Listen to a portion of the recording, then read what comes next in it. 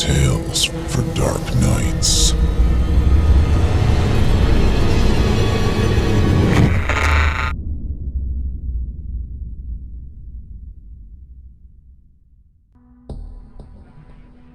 Good evening.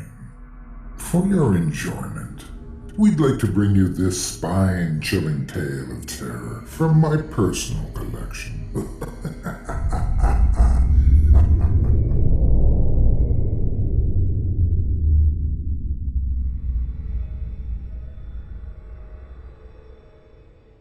The Stalker by Vela Damon, narrated by Otis Jiry.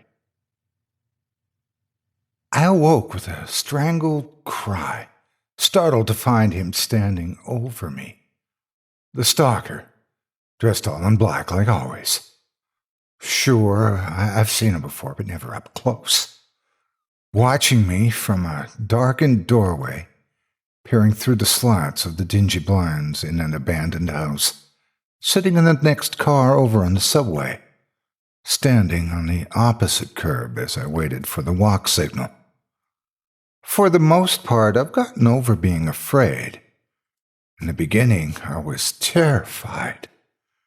Double and triple bolting the doors, nailing the windows shut, willing to take my chances on burning up in a house fire as long as he couldn't get me.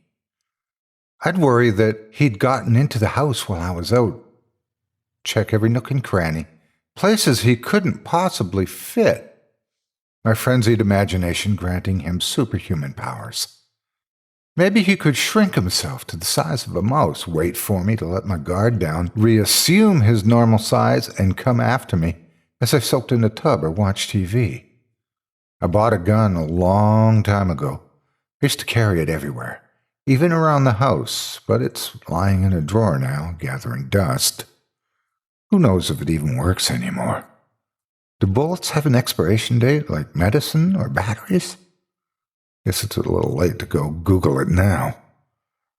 You know what they say. After a while, you can get used to anything, even a hulking stranger all in black, stalking your every move. Okay, nobody says the last part, but I'm saying it. I mean, I still have a life to live. Work, bills, parties, dates. Although dating life's not so great.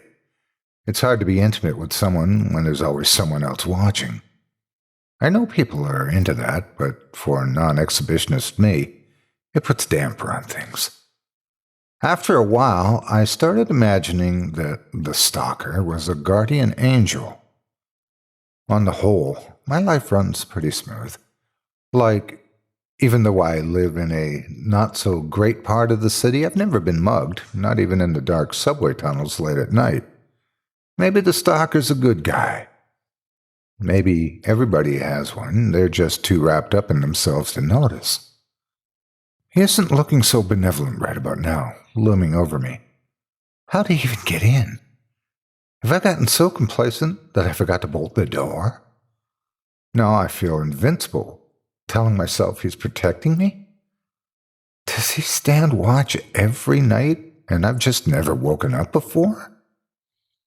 In all these years, I've never seen his face. Even now, it's too dark. He's too dark. Maybe he doesn't have a face, just blackness, like the Grim Reaper. I've never seen him with a sickle. Surely that would have caught my eye. Maybe the sickle's a myth, artistic license to make death look more interesting. Maybe he's hired some fancy advertising firm to spruce up his image. I can just picture the brainstorming session for that gig. It needs something. It's so blah. I know. It needs some color. But it's death. Death doesn't do color. I've got it. A sickle. He needs to have a sickle. Then everyone else would just stare at each other, not knowing what a sickle was. Once they figured it out, the guy who came up with it would get huge kudos, a raise. Wish I had something like that on my resume. Designed the official image of death. That would have the job offers rolling in for sure. Has he been watching me all this time, just waiting to punch my ticket? Surely, Death has a pretty full schedule.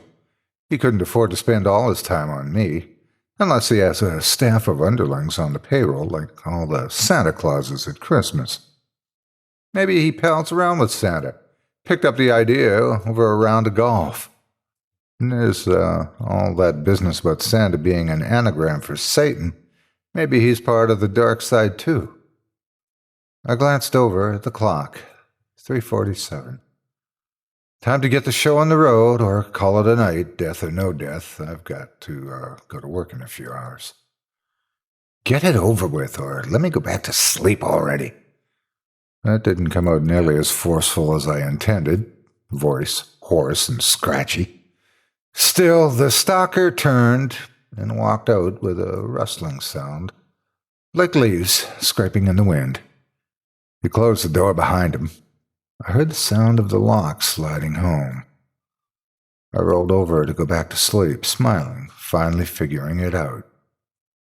All this time, he's had the key.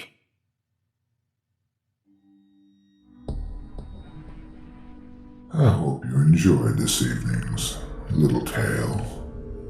Until next time, bundle up, stay warm, sleep tight.